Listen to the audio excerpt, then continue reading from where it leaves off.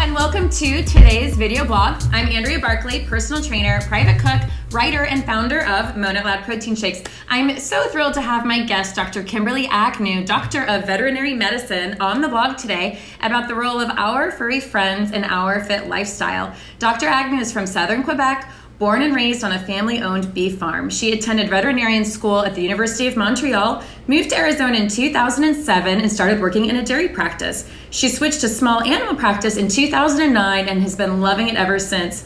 Dr. Agnew currently works for Squaw Peak Animal Hospital in Phoenix, Arizona. She lives in the Arcadia area with her partner of 8 years. So hello, Dr. Agnew. Welcome. Hi. I'm so happy to see you. Thanks. Good to see you too. Thank you. And first things first, can I call you Kim?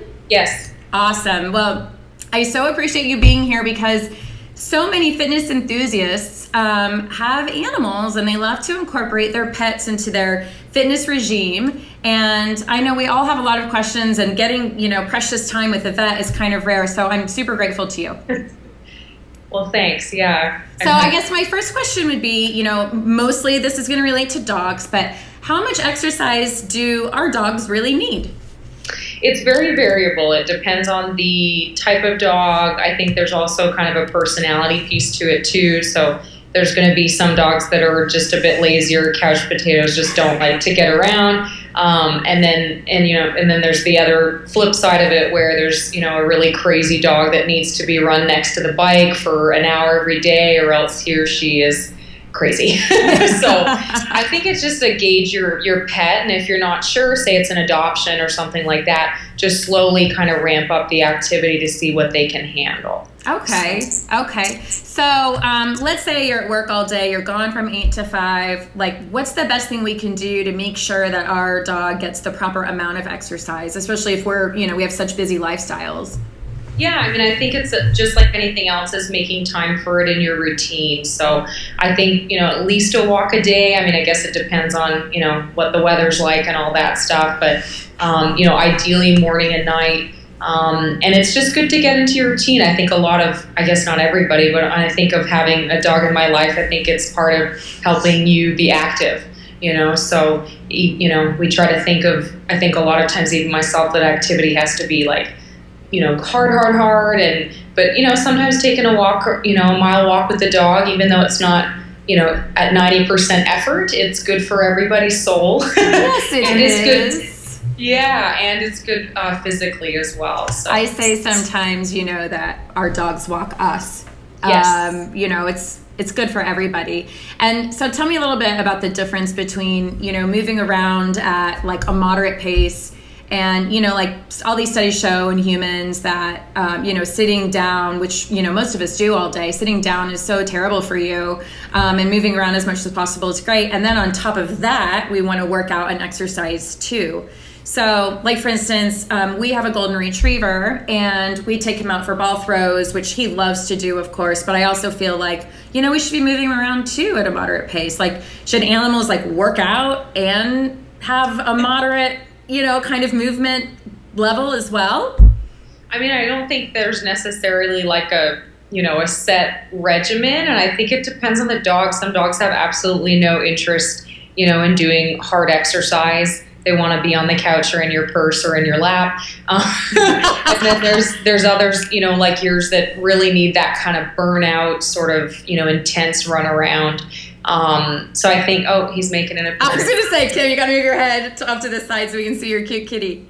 So yeah, just to really, gauge it on the animal. But, in nature, they would be, constantly foraging for food and, scoping out the area. So yeah, moderate paced exercise is probably what they're naturally supposed to do, but they are certainly very far away from the beings that lived without man. So. Yeah, great point. So by far the most common activity is, running and hiking. And if you're tuning in from elsewhere, we're based in Phoenix, Arizona. And one of our great concerns is heat and temperature. Summer temperatures here in Arizona can get up to 120. And obviously that's insane. You're not going to take your dog out in that or yourself out in that, hopefully. But what's kind of the temperature cutoff do you feel when it comes to taking your dog out for a run or a hike? Usually we talk about like mid to low 70s or so, or what's comfortable. And even then, that's kind of pushing it. So if you're going to be going on sort of a slower walk where we're maybe not pushing it very hard, mid 70s would be fine. But, you know, they're typically more comfortable at lower temperatures. So probably more like mid 60s, upper 60s. If it's humid, that goes down even more. So yeah, and just make sure to bring tons of fresh water and just be really careful because they can overheat super What are your fast. thoughts on those little paw covers? Like, you know, is that just too silly? Does that help? Oh yeah, it certainly helps to protect from thorns, sharp rocks. I guess if they were to step on a scorpion or something like that, but mainly I just think the sort of thorn, sharp rock aspect. And no, they're functional. I think the hardest part is some dogs just don't want to have them on and they walk like their legs are broken. So cute. So yeah, but no, I think they're really functional. Again, it just depends on the dog. So Okay, cool. So we're out on this long hike or run, and how can we tell if our dog is getting overheated or dehydrated? And aren't those two kind of the same thing? they kind of go hand in hand, but you don't always see one without the other. But yeah, they are commonly seen together. Usually, just excessive panting, lethargy, so just not wanting to move very much. When they get farther in it, I mean, they just will not want to move. And then if they're really overheated and it's heat stroke, then at that point, typically they're laying on their side. They are feeling really awful. They can develop diarrhea, vomiting. But usually you see signs before then. And I would just say, that sort of look of, oh gosh, I'm really struggling to breathe, and just lots of heavy panting and drooling and stuff. What do you do if you're out on a mountain or something like that and your dog's in that kind of a situation? What do we do? Try to cool it down. So if you do have water, just make sure you can get the water, to the dog. And then if you can, maybe wet the paws. They do exchange heat through their feet. They don't have sweat glands like we do, but they do have them on their paws. So sometimes wetting those can help. And then just get to safety as fast as you can. Oh, wow. Yeah. Okay, well, speaking of safety, one of my greatest fears in life is an unleashed, mad, angry dog. And as long as we're talking about scary things and kind of being out in the wild, what do we do if we're out with our dog and there happens to be another mad dog out there who is getting aggressive with our own animal? What do you suggest? Yeah, so also agreed, a very scary situation. I've never had it happen, just kind of a few different chasing scenarios. But we usually, try to say, don't make eye contact. So, eye contact can be threatening. So avoid eye contact. Don't smile because that can look like you're showing your teeth to growl. And then we usually will recommend that you try to look big. So if you've got a jacket or a shirt or a backpack, sort of put it next to you so that you have the appearance of looking big. Don't run away. Don't turn your back. And just slowly sort of back away from the animal. Sometimes that means walking backwards for a mile, which the other day I had somebody say that to me. She just had to walk backwards till she got to the house because the dogs just wouldn't leave them alone. I didn't know that tip about walking backwards. If you turn around, it's sort of like that predation, like they'll want to chase you. Oh my gosh. So yeah, and then, hopefully it doesn't get any worse than that. Try to hide, your extremities, if you could keep your hands in and stuff. So, and then if they're going after your dog, if you have a little dog, just try to pick it up and get it to turn away. If you have a bigger dog, I would try to have your dog just sort of turn and face you so that they're not making eye contact, they're not growling. Just sort of get them turning towards you and have you be like one big unit. So wow. Yeah. And then just a kind of an anecdotal story. I was out hiking with a girlfriend and a big mean dog came from a million miles away, and my instinct was to run like hell, and I did. And she was so smart. She picked up an imaginary rock. She acted like she was picking up a rock, and she got really aggressive looking and acted like she was going to throw it. Mm-hmm. And she yelled at it, and it backed down. Yeah. I couldn't believe it. That's like such incredible thinking to me. Yeah, that's a good tip too. Just I guess sometimes maybe making noise can seem a bit aggressive, but I guess it's a gauge the situation sort of thing. So So, talking about safety, another thing that, we live in such an active community. Another thing that we see around here are people riding their bikes with their dogs. And what are your thoughts on that? Do you think that's a good idea? And also, how do we stay safe keeping our dog on a leash, riding a bike? How do we keep us all safe? Yeah. I think it's a work into it kind of situation. So obviously they might not get it right away, and you definitely don't want them crossing in the front of the bike. So I would start off just walking next to the bike and have the dog make sure that they understand to stay on one side. Usually when people train dogs, they have them heel to the left of the person. So how come? Just having them used to walking on the left side of the bike, and then just slowly going on the bike very slow and just ramping up to where the dog understands to stay on the left side, not cross in front of the wheel, and sort of have a good distance. So why the left side, Kim? Why left side? Yeah. A lot of trainers will have them heel on the left. Okay. So just, walk next to the left side of the person. So that's the only reason I said that. If the dog has formal training, sometimes they're used to heeling on your left side. Okay. But I guess if your dog doesn't have formal training, it could go either side. Okay. Maybe it's right-handed. Are you hearing an echo on your side, Kim?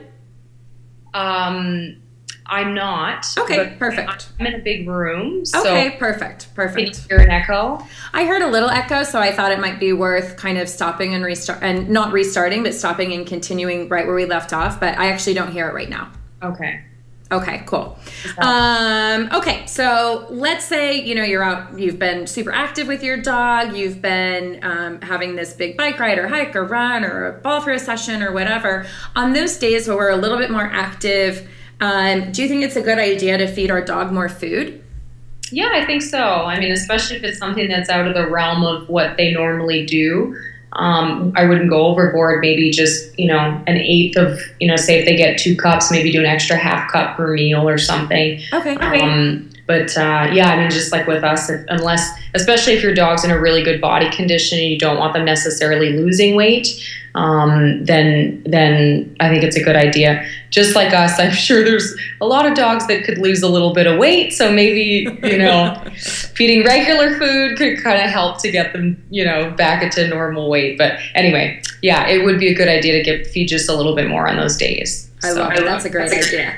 Okay, so talking a little bit about food, what are your thoughts on dog food overall? I mean, we're seeing all these commercials that, are talking about examining, grain-free, and I know that you're a very healthy eater. Do you feel like dogs should be having a more natural approach to their diet as well? Grain-free, corn-free, gluten-free, all that stuff, and eating more whole foods? Yeah, I mean, I think in general, eating whole foods is certainly better for everybody. The hard part's that there's not a whole lot of science behind, or studies that have been done to show that, dogs that don't eat grains are healthier than dogs that do. And we do know, like on a molecular level, that grains can have, a lot of benefits as far as fiber, protein, carbohydrates. So it's sort of one of those, if that's how you eat and you want your dog to eat that way, great. I don't think there's anything wrong with it, and it probably is a little bit, healthier than eating a lot of refined foods. But there's not very much, literature or science to say that that's necessarily a better thing for them. So I just say if you eat that way, go for it. yeah, for sure. And then what about raw food, like you see in the container in the refrigerated section at Whole Foods or whatever? You can get your animals raw food. I mean, and I guess, back in the day, that's what they would eat. So what are your thoughts on that? I think certainly the thing that I don't like so much about raw is just the meat processing aspect of it. So, in nature, they would kill a prey and, eat it pretty much right away down to the bone till there was nothing left and then chew on the bones. Now, I mean, we, slaughter animals and then they go through a large process touching multiple different hands and, gloved hands, but and so there's just risk for bacteria and things. So, I don't eat raw chicken. I never will. I never feed that to my animal. So that's kind of, where I stand with that is that, it's just the chicken we eat today is far away from the birds they killed back then, if that makes sense. Yeah, that does make sense. Interesting. So are there any foods then that our dogs and our cats as well should absolutely not eat?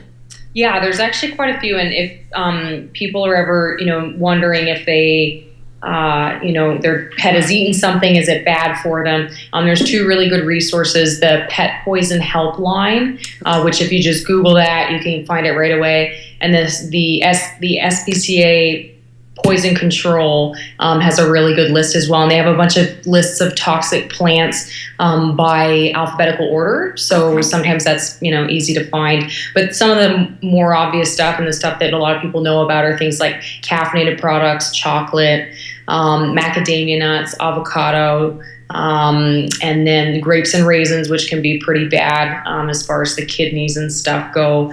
And then the whole onion family, so onions, garlic, chives, anything that falls in that family. And then anything salty. So, we say sometimes salty treats can be bad for them, so just check salt content in foods.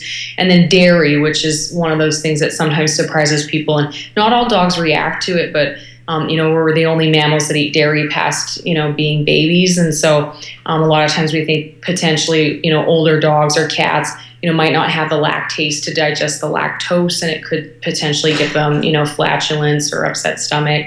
And then another thing that's actually kind of newer as far as sweeteners and stuff goes, xylitol, which can cause really severe low blood sugar. Really? So, yeah, and it's found in a lot of sugar-free gums. Okay. And then I don't know if they're putting it in protein powders and stuff, but just something to kind of be aware of. Yeah, for sure.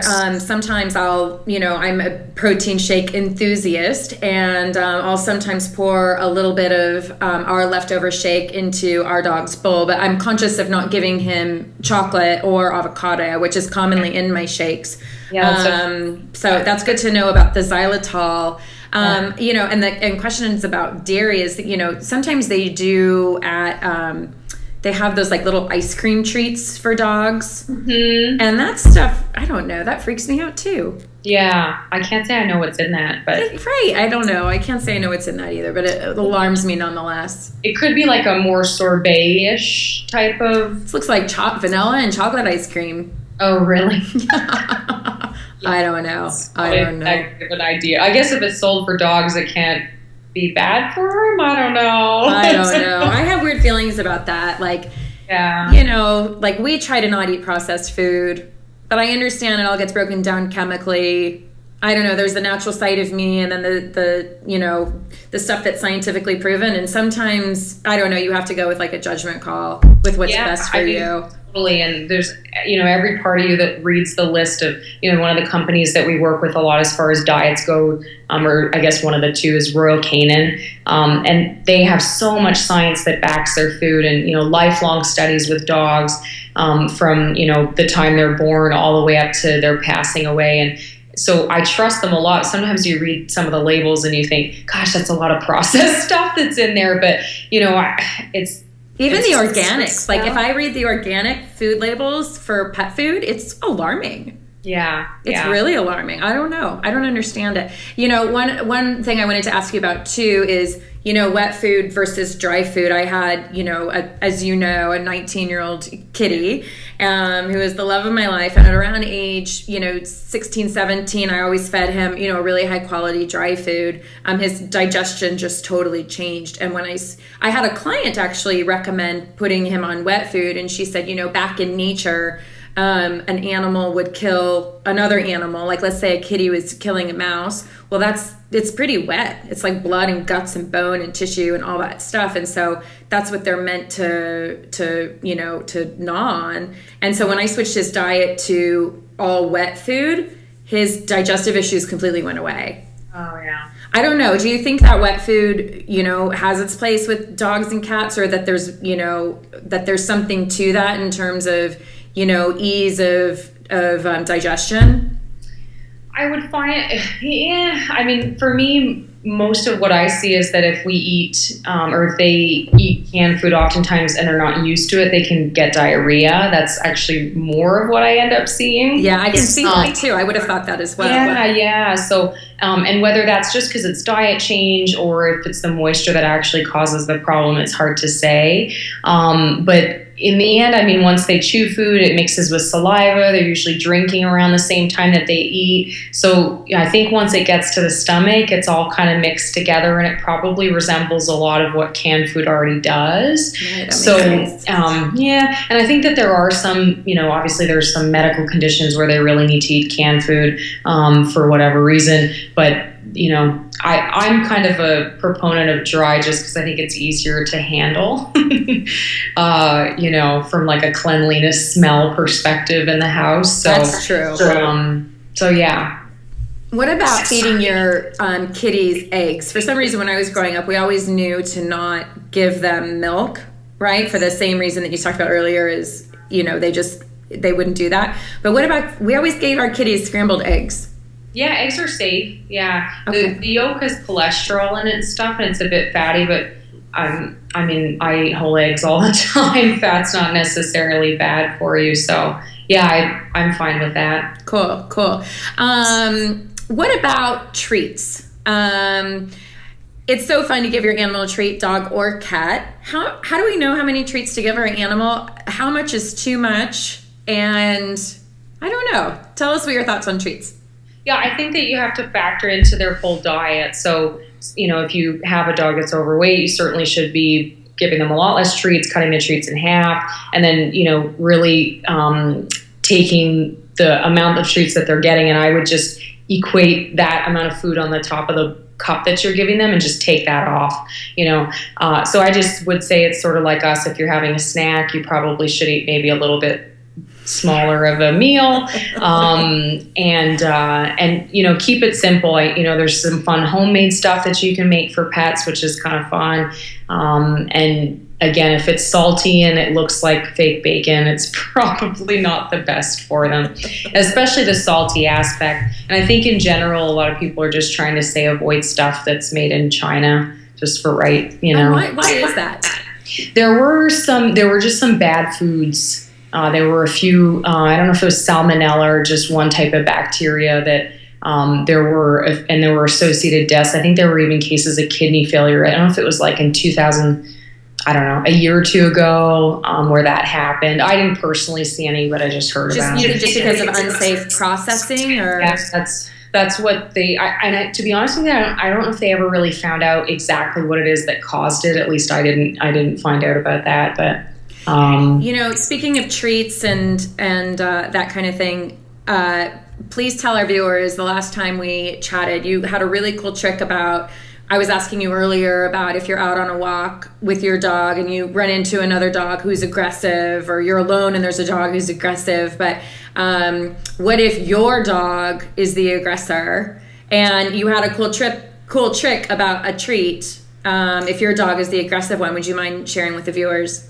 Yeah, I hope I'll remember what it is I told you. But no, I think we were just talking about having your dog focus on you. Yeah.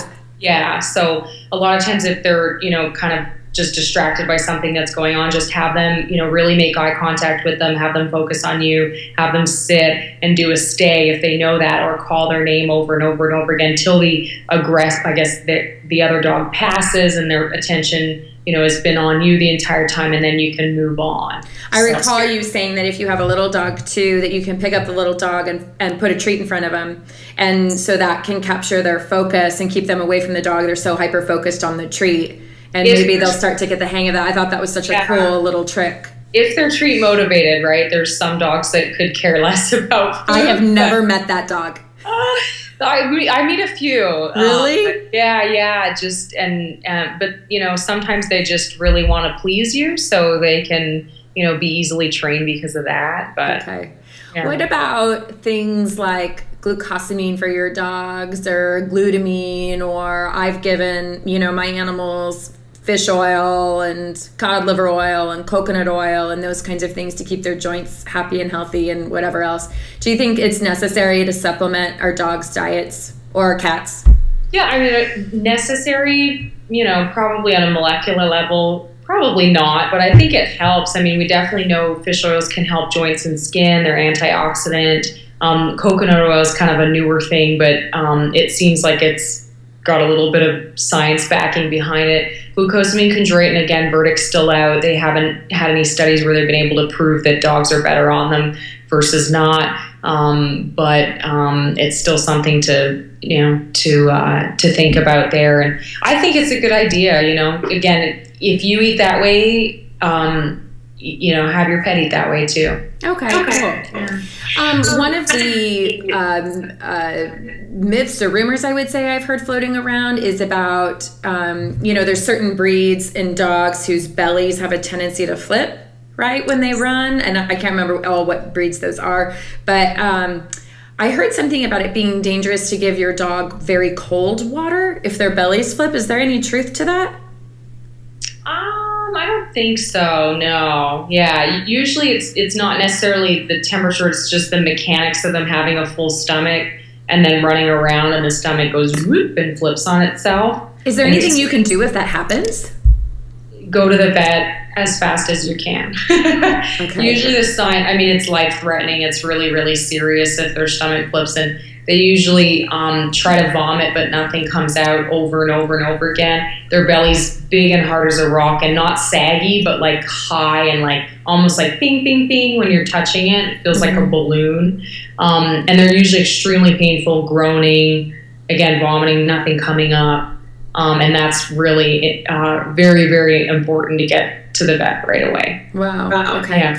Another question about getting to the vet right away is, let's say our animal does get sick. Let's say they're, overheated or they ate something weird. And let's say they just have normal signs of being sick, a little vomit, diarrhea, right? It happens to all of us. Mm-hmm. In an animal's case, they can't really communicate with us. At what point do we actually take our animals to the vet, cat or dog? I like to say, does the dog feel sick? So, okay, it's vomiting, it has diarrhea, but if it's bouncing around and it's acting like a maniac, it's probably not all that serious. That all isn't always the case, but for the most part, just how are they feeling? And if I see a dog that's thrown up 10 times and is bouncing around, we probably should do an exam on it and just kind of see if we see any, feel anything in the belly, maybe take an x-ray. But for the most part, I think, lethargy, just energy state. If you have an animal that, maybe isn't even showing that many signs, but just is acting like it has no energy, that always is important to me. Okay. So any That's blood in the vomit. That makes sense. I've seen that before too in dogs and cats where they get sick and they hop right up or they lay around and just feel like death. Yeah, and the laying around just really makes me concerned. And blood in the vomit's usually a reason, either an ulcer or something that's in the stomach. So a reason to go because of that. So okay, that makes sense. Let me ask you a little bit about travel when it comes to your animal. One of the things that I know and I've heard other people talk about too is it more or less stressful to your animal to take them on a trip with you? Or do you feel like they would prefer to be at home in their own environment, maybe with a house sitter, dog or cat sitter? I feel like at least that the majority of animals are, and that's maybe an overstatement, but they kind of like to be home. Even dogs? Yeah, I think and again, it depends on the dog, but I think changing the environment can sometimes be stressful for some dogs. Mm-hmm. And then others go to, boarding facility, or daycare, and they think it's just like a kid going to camp, and they have a blast.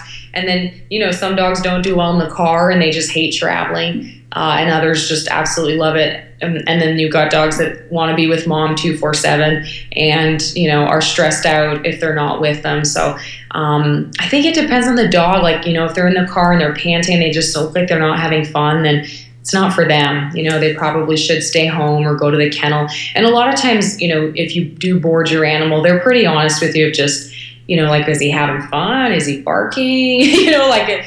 What's my dog being like when he's here?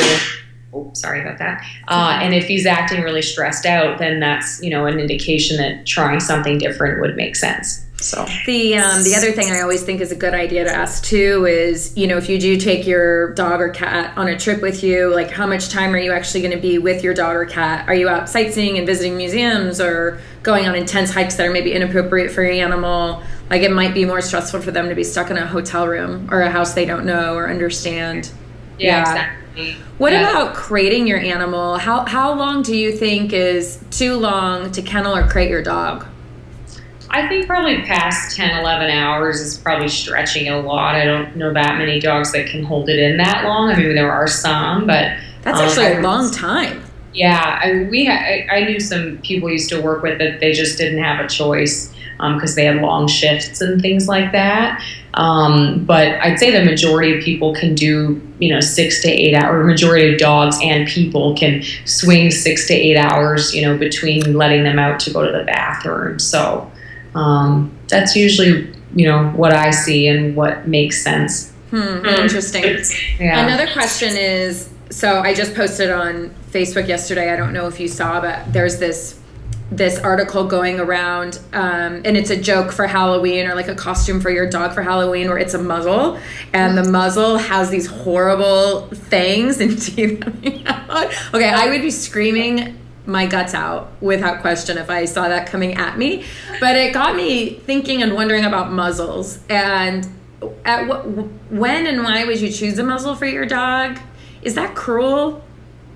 No, I think there's considerations as far as panting goes. So because that's the main way that dogs exchange their heat, you need to pick a muzzle that allows them to pant, or else they could overheat really quickly. So a lot of the fabric muzzles are actually quite tight, and they're meant to really close their mouths a lot. So those we usually reserve for short periods of time, like say they're at the vet's and they're not having fun, or they're, you're doing something where you think there's going to be a little bit of discomfort and you're just not sure how the dog's going to react. 5-10 minutes with the muzzle on, that's okay. If you're out and about and it's more of like an aggression based issue, or, say a dog that's trained for, protection, and you just don't know how they're going to react, most people will pick basket or wire muzzles, and they're sensibly just what they sound like. It's like a big basket and the mouth fits in it, but they're very well able to pant, but they can't bite you.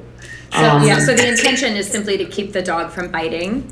Yeah. Okay. Mm-hmm. Yeah, okay. It's basically bite. I mean, I guess I can't think of any reason else that people would use it. That's mostly it.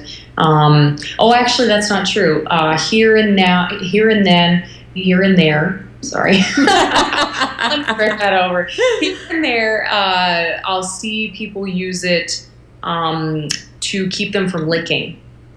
Oh. Not a lot, and I definitely usually don't recommend it. I'd rather use like an e-collar or something, like the cones, to keep them away from themselves.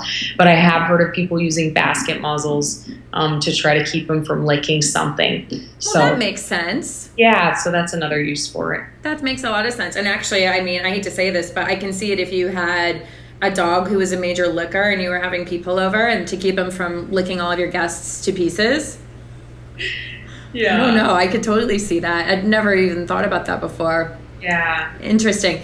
So let's give a little love to the kitties, because I posted on Facebook that we were going to be chatting, and some people were like, okay, well, what about kitties? So I have to ask. So let's say you have a kitty who's overweight and a little sedentary. What are your tips for getting that kitty in shape? There are a few things you can try. No guarantees, but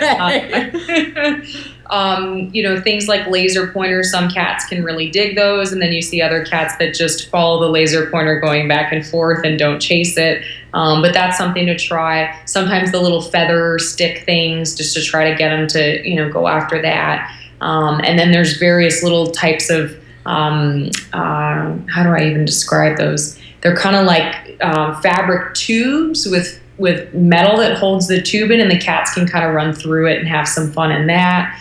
And then that's kind of, I mean, if you can walk your cat, great. But do people do that? Oh yeah, some people do. Yeah, wow. Put a harness on them and walk them. But so it's kind of tough with cats, honestly, just because they are, again, like you said, sedentary. So a lot of the times, if we're looking for weight loss for cats, it's more diet related. I also feel too sometimes with cats that you have to actually get on the floor and play with them. That, they're not inclined to necessarily, if you leave a toy out for them. Maybe like a kid, right? If you leave a toy on the floor, they might play with it for a second at first, but then it'll get boring. Yeah. So if you want to engage them, you've got to get down on the floor and play with them, I think. Yeah, no, I totally agree. And they'll usually, the silliest things will get them going sometimes. It's funny. Like boxes. Yeah, oh, believe me. A box doesn't even make it 5 minutes in our house, and there's already a cat on it. I love it. Claiming it. So cute. So tell us a little bit about your kitties. What are their names? Yeah, so we have 3. One's named Ash. The other one's named Little Guy. Cute. The other one's Benjamin. Aw. And how old are they?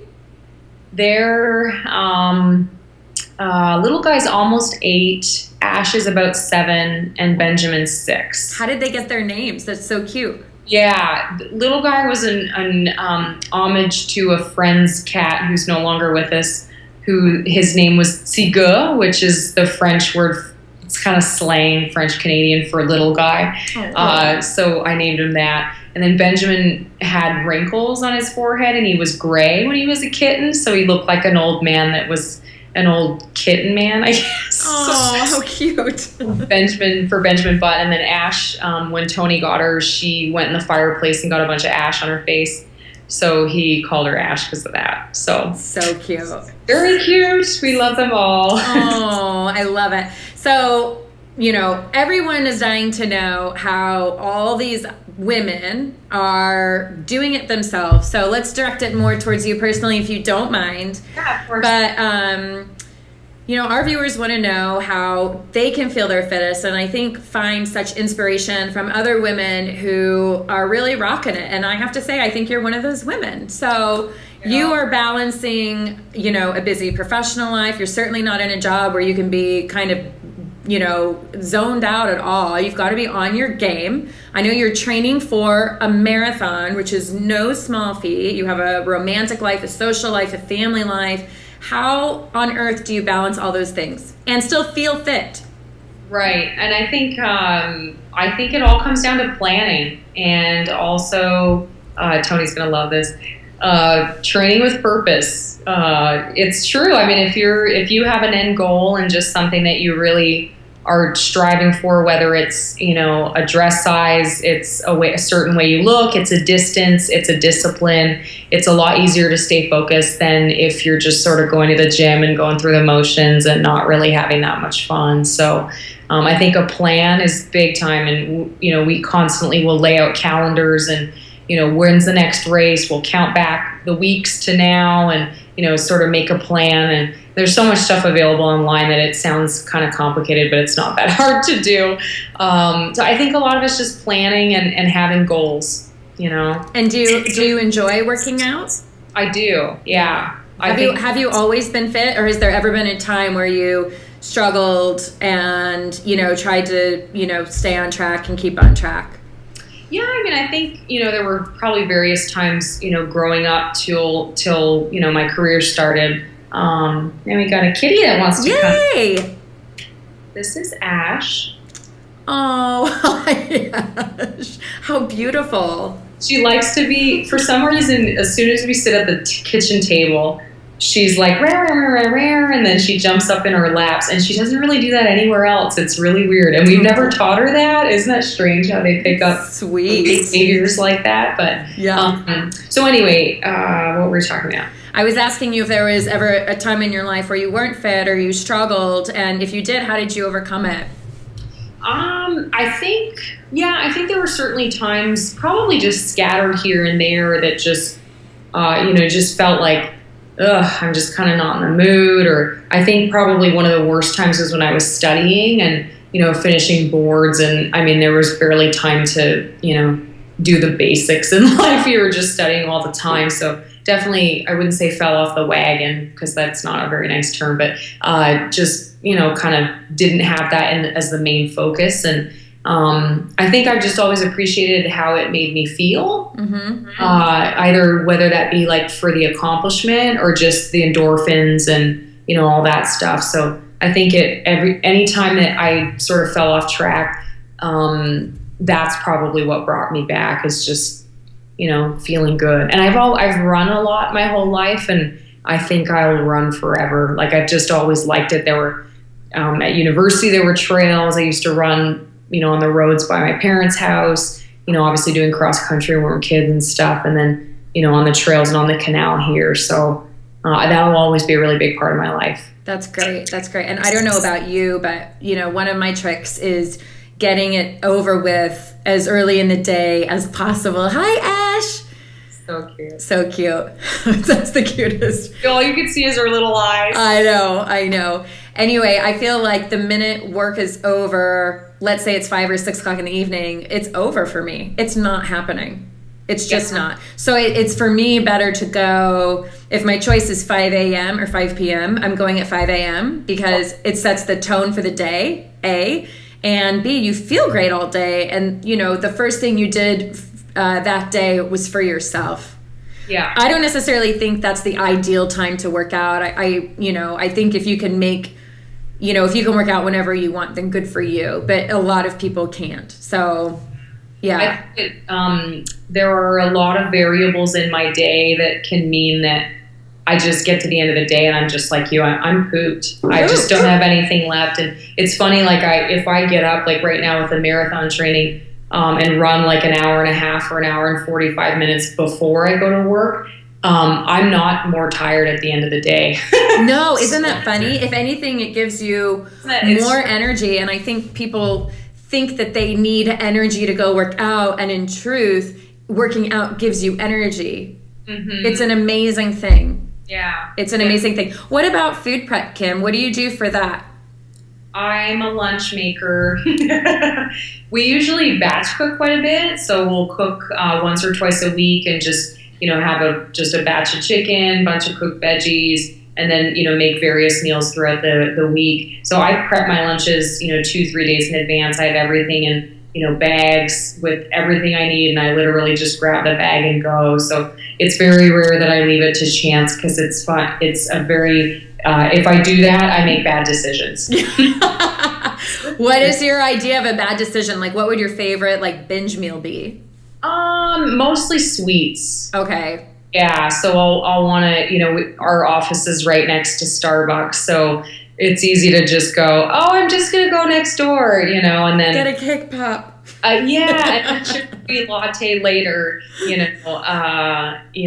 anyway, not that those things are bad, and I'm certainly not that, you can't eat any of that stuff, but, sometimes you're almost looking for just a little pick-me-up, and it's just easy to fall off the wagon, and just that sugary stuff just kind of makes you feel ugh after. So we all have our thing, and I have found too that if I indulge in a little bit of sugar, I've gotten better. My susceptibility to it over the years has improved, but for so long, if I had even this much sugar, I would want this much sugar. A little frozen yogurt doesn't satisfy my sweet tooth. I want gallons of frozen yogurt.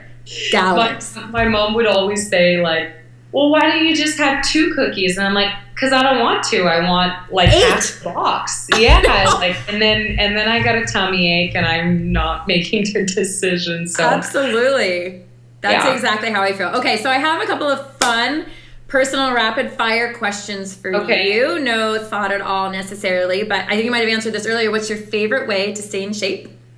Running. Running for sure, and with music or without?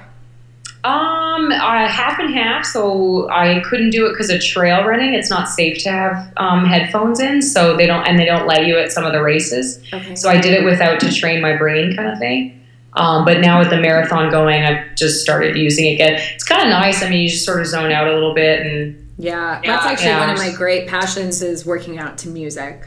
Mm-hmm. Yeah, I think you were saying that without music, I'm out.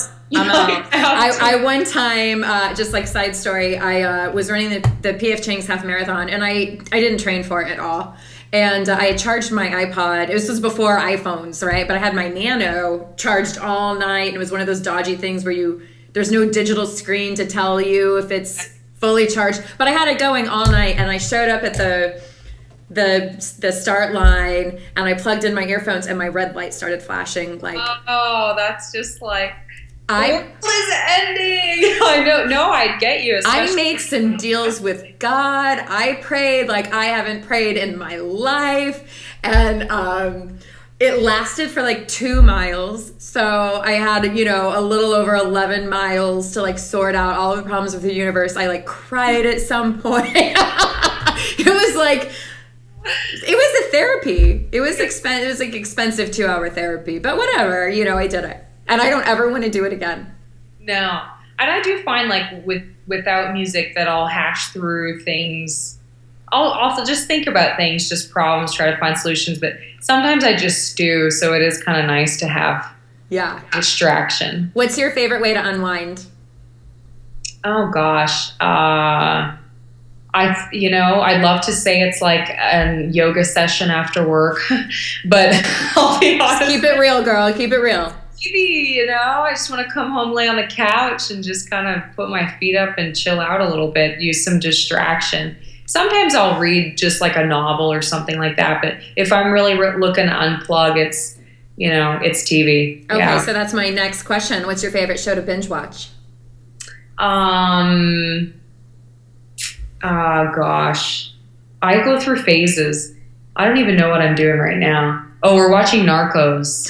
I saw Narcos. It was good. Yeah, it was good. And then I've been like turning Archer on and just letting it run while I'm doing other stuff. But I had a few big time binges, but I don't know. I'm at a stalemate right now. Yeah, Narcos is a good one though. Yeah, it's good. You have to be on though because there's subtitles. Yeah, and I speak a little bit of Spanish, and I used to be fluent, and so it's fun for me to try to understand what they're saying without reading the subtitles. But it's a great Spanish lesson. Although my friends who are fluent Spanish speakers say that their Spanish is not the best, that it's very, very literal, and that they use American phrases that would never translate into Spanish.